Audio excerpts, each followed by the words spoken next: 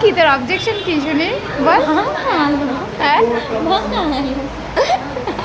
Hello guys, welcome to my channel. আজকে যাচ্ছিলাম আমরা টিউশন, কারণ আমাদের সামনেই এক্সাম।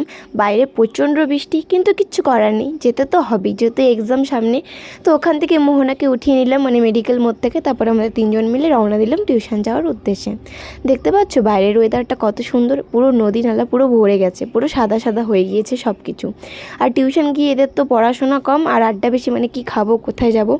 টিউশন শেষে রাস্তা দিয়ে যেতে দেখলাম মিষ্টির একটা দোকান। আমি কিন্তু তেমন মিষ্টি খাই না, বাট এগুলো দেখে লোভও সামলাতে পারিনি, তাই খেয়ে নিলাম। তারপর সুস্মিতা পার্টি দিতে নিয়ে গেল বিরিয়ানির দোকানে, কারণ ওর ছিল বার্থডে। আর এখানের অবজেকশন ছিল যে আমাকে কেন ভাঙালু দেওয়া হয়েছে।